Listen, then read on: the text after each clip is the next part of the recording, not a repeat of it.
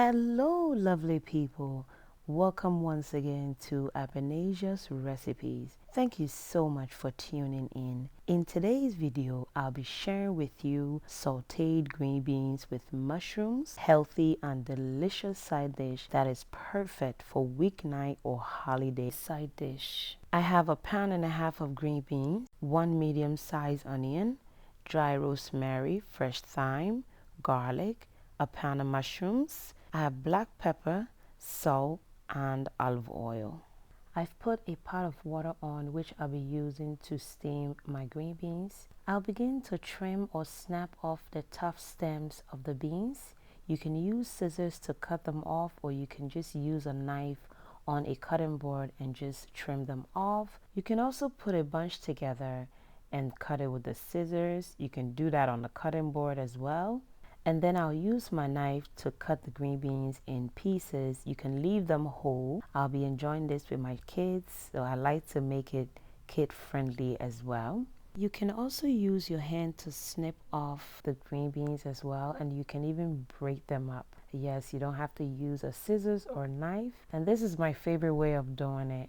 Please comment down below and let me know how you snip off your green beans. Do you cut them or do you just break them up like what I'm doing? My green beans is all done cutting up. I went ahead to rinse the green beans and now over to the boiling water. I'll be steaming or blanching the green beans in this boiling water for about 6 to 7 minutes until bright green or crisp tender. It's been 6 minutes. I'll drain the green beans immediately and rinse them with cold water to stop the cooking process, and then I'll set that on the side.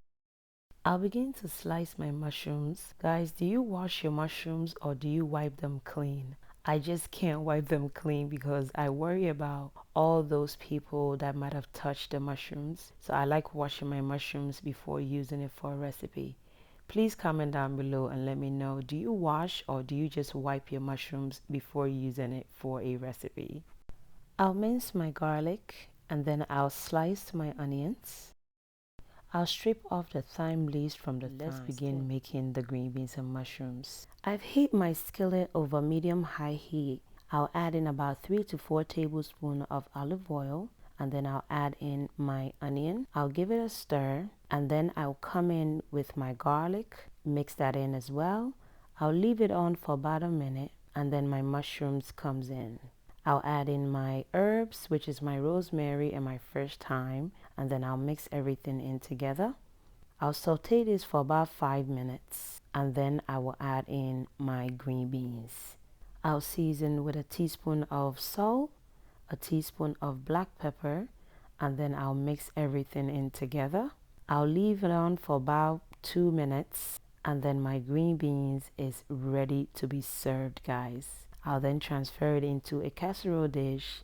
This is a very delicious side dish, and green beans are most vibrant when served fresh, but they do reheat well. And this side dish is perfect for Thanksgiving dinner. Very simple, easy, and healthy recipe. I hope you give this a try, and if you do, please kindly leave me a feedback and let me know how it turned out. We enjoyed ours with roasted chicken, and dinner is served. Thank you so much for watching and staying until this time. Thank you, God bless you, and please stay safe. Bye, guys. Hello, beautiful people. Welcome once again to Nutritious Recipes. Thank you so much for tuning in. In today's video, I'll be sharing with you garlic Brussels sprouts, perfect side dish for Thanksgiving. Let's get started. I have Brussels sprouts, olive oil, paprika, garlic powder, black pepper, and salt. I'll begin by removing the dry outer leaves of the Brussels sprouts.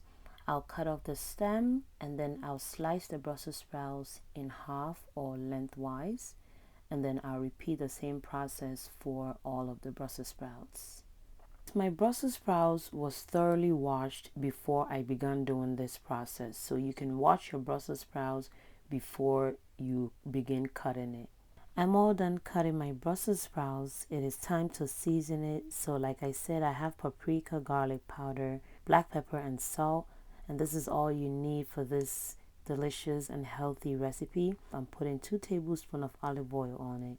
and then I would just mix everything together. Brussels sprouts have so many health benefits: high in nutrients, high in fiber, has anti-inflammatory properties, high in vitamins, and it is so delicious. And this will be a healthy holiday side dish, especially for your Thanksgiving dinner. I'll just put everything on a tray, and there we have it. You don't even have to touch it with your hand. And oven, it goes at 400 degrees for 20 minutes, guys. This will be done in no time. We have our Brussels sprouts ready to be served. I only made a small portion to show you guys how to make your Brussels sprouts during the holiday season. You can double this recipe or even triple it. I hope you try this, and if you do, please kindly leave me a feedback and let me know how it turned out. Thank you so much for tuning in. God bless you. Hello, lovely people. Welcome once again to Ebenezer's Recipes. Thank you so much for tuning in. In today's video, I'll be sharing with you sweet potato casserole, another delicious holiday side dish. I have sweet potatoes, pecans, vanilla, all-purpose flour, brown sugar, melted butter, and 3 eggs. I'll begin to peel my potatoes. You can use a peeler or a knife to peel. And then once everything is peeled, I will cut my potatoes each in half, and then I will cut them into 1-inch chunks, just like so. I'll now transfer everything into a pot, and then I'll cover the pot with enough water to boil my sweet potatoes, and that should take about 10 to 15 minutes. I'll be boiling my potatoes covered. You can also boil it uncovered. In a separate bowl, I'm gonna whisk together 3 eggs, 6 tablespoons of melted butter, a 1/4 cup of sugar, and a 1/2 tablespoon of vanilla. I'll whisk everything together, and then I'll set that on the side. In another separate bowl, I'll combine together my flour and butter, and then I'll use my pastry blender to dice my butter into pea size. You can also use your hands to do this. I just didn't want to get my hands dirty. I'll add in my brown sugar, and then I'll mix everything with my silicone spoon, and then I'll stir in my pecans. You can also replace the pecans with walnuts if you like walnuts. Either one works, and then I'll mix everything together. Then I'll set that on the side. It's been about 10-15 minutes and my sweet potatoes is cooked now. So I checked it with my fork and it looks good. And I always want to double check with my fingers, and it is perfectly cooked. I'll remove from heat and then strain the water.